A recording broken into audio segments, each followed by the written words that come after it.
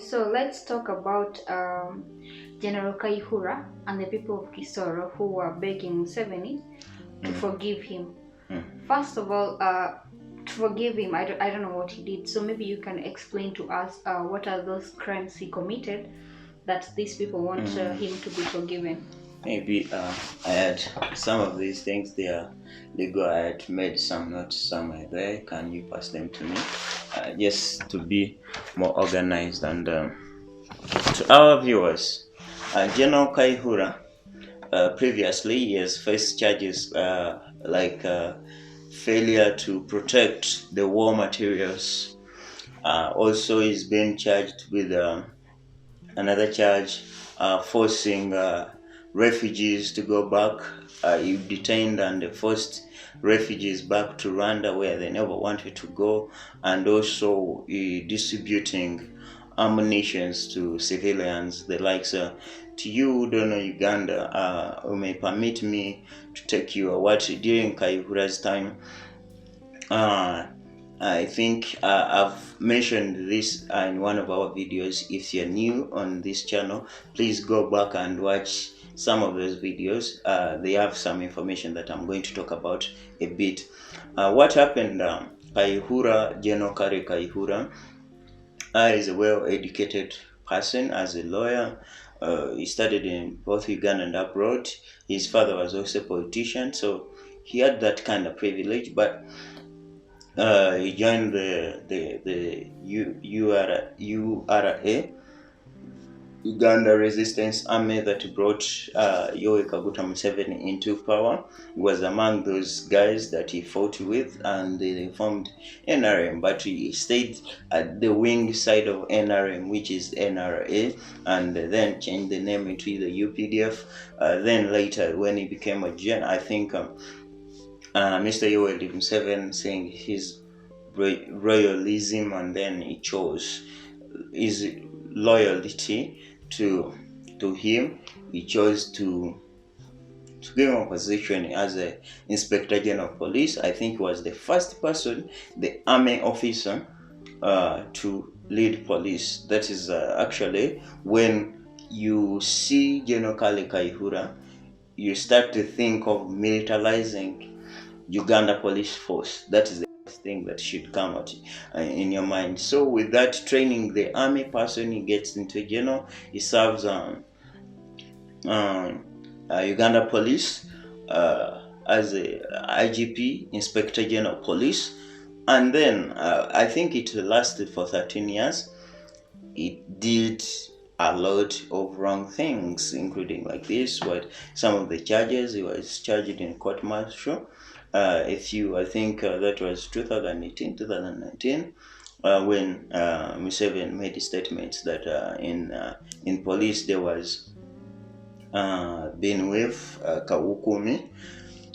So General Kale Kayihura goes out of the police. Actually, to one of the humiliating things Mr. Kabuta did to him, he chased him using Twitter handle. He chased him from on his Twitter that General Kale Kayihura has given the fact, so and this in police there is Kawukumi, so you cease to matter to the police force.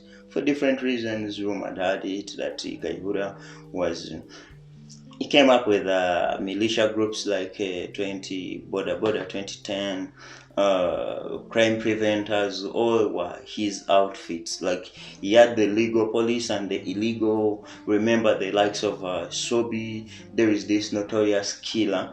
I think we'll make episodes on him. Our viewers, you need to remember this or to know this. There is a notorious killer who was called Sobi. He's called Sobi, actually, up to today, still living. He came out and said, okay, we were working with police, but our job is to finish the jobs that police cannot do legally, so we do it in an illegal way. So he's charged, and then immediately when he left that position, we saw sanctions coming after him, that is using Magnitsky Act, that is United States, looking for him, and then Yeah, Kayihura somehow cries. He also came. He did several interviews. I remember he did one of the interview with Kaziwe Bashir, and he was saying, "Guys are looking for me," and then things like that picked from his house. Here he goes. I think he spent some weeks into the coolers and things like that. Just before we know, he's under the dog, and then these are the charges. But when those things happen, okay, we ask a lot of stupid questions here, like we would able to call them, when I saw that Mr. Museveni wants to forgive General Kale Kayihura, what came to your mind? So I asked myself, people of Kisoro, actually, to take you back, when he was primarily when he was arrested, the same people of Kisoro came to demonstrate, and they were demanding for their son, right? So when they demanded for their son that way, so there is this big man syndrome that we have in Uganda, with the son. Our son is syndrome, even if he's a thief. So that syndrome caught up with them. So it should not surprise anyone to see the same people rolling their bodies down on the ground and say, okay, forgive our son. They have done it previously. Just previously, they went even to his home. They bought him food. I don't know, maybe to thank him to do these to do these atrocities. To you, don't know, our elections. Crime Preventers is a very, very notorious group. Like, it used to beat people. Like, they beat you to the pulp. Like, I know they killed even some people. The likes of Kitata. Actually, likes of Kitata now was heading Boda Boda 2010, and that Boda Boda 2010, that guy was charged also. At least he was for 8 years, prosecuted for 8 years. But then later, I think he served almost 2 years. Then he's forgiven by Yoweri Kaguta Museveni, right? But him, at least they confirmed that he did commit those crimes. So the question here I'm asking myself, and what you should ask yourself, is Kayihura innocent or not? But if he committed these atrocities, why is he not taken to a court to be prosecuted? Why are we not seeing that? And is this a presidential pardon? Yeah, because then then the question should be a constitutional question. When are you going to be pardoned, right? After when you're proven guilty that you indeed did, and then Uganda's constitution gives the president that power to pardon you, right? But here they are not asking Museveni to pardon Kayihura. They are asking Museveni to forgive Kayihura, to forgive their son, and they ask the different things. They also want John Carey University. They also want their roads to be done. Remember, I told you this guy came with Museveni from the bush, right? Now, after 35 years, is when his district, his people remember to ask for those good things, right? Yet even Kayihura himself served, and he was the only openly cadre of NRM in police, right? He normalized that. Like, you can be a official, a government official, you can be a public servant, but you proudly say, I'm an NRM cadre, and I don't think that is moral, that is ethical. You understand it? So it became unethical, it became immoral during the same regime. If Kare accepts Museveni's forgiveness or pardon, whatever it is, it confirms that he committed those atrocities. But right? where is he now? Where is Kale Kayihura?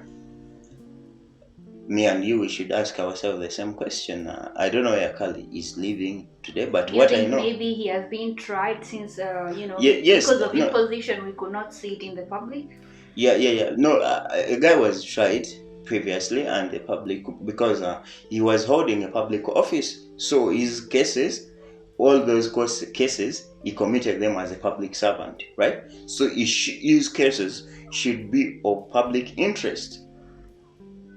And if they have been trying him separatively, then that is also bad news for democracy in Uganda. But the last time I knew about him, we heard about him, it was that time when Magnesic Act, he was looking for his head. You get that sanction, and then boom, he went back underground. So I cannot really tell what he has been doing, but what I think I can say, he is living in Uganda. Maybe just like a common person like I do. You get. Uh, but then, what I was also prompted to ask another question. Uh, is it another Museveni's trap or the usual crap?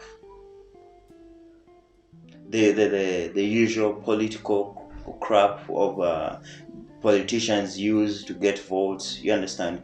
Because remember, Kasese has around 10,000 voters, right? Those are the votes that are at stake. And I remember Honorable Chagulanyi has visited that district, and he promised them to do the things they're asking Museveni, right?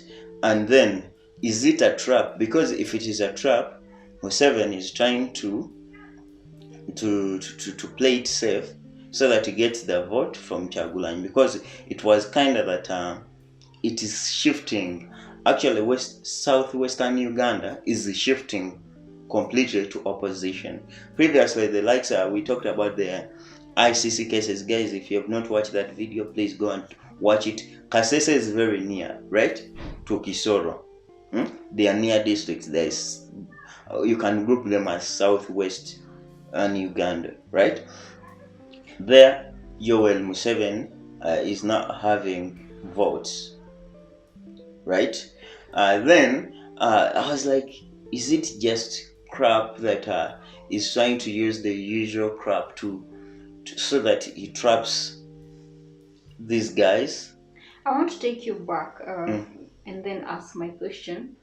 On when Bobby Wine was campaigning Kisoro in December, he said that Museveni is ashamed to go there because of the way he treated General Kale Kayihura, right? And do you think this is like a soothing kind of action to the people of Kisoro? That okay, I'll forgive Kale Kayihura, and then we call it even. So I have your votes. Mr. Yoweri Kaguta Museveni, he has mastered 2-3 things, but you may permit me to mention 2. Being a rebel, a rebel group, a rebel leader, you must be very good at perception. Yeah? You must be deceptive. The guy is too deceptive, right? So when Bobby Wine made those statements, Museveni went to Western Uganda. He campaigned everywhere else apart from that part,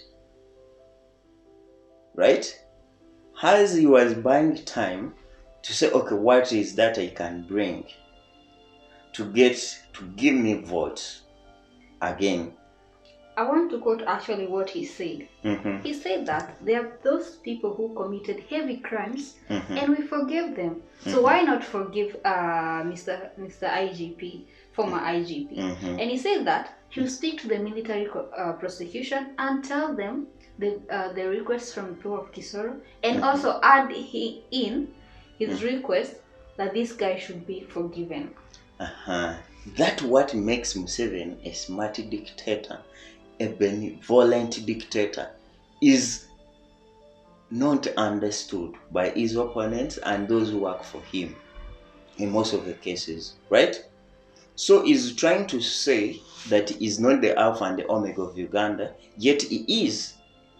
You understand? But shouldn't there be like a separation between these two arms of government? Exactly. That's why he's saying I'll talk to them, and I think that is a soft way. That is the soft way to order your juniors. Remember, the court martial, whoever is appointed to be the court martial judge, Museveni has to know about this. Is appointed by who? By him, right? So he can put anyone he wants so that he pardons Kayihura, right? And then when he does that, of course, the local people will be happy. After all, it's their son. They don't care whether he's a thief, whether he's a murderer, whether he's a killer. They only know one thing: is our son. You understand what I'm saying? So it works for him.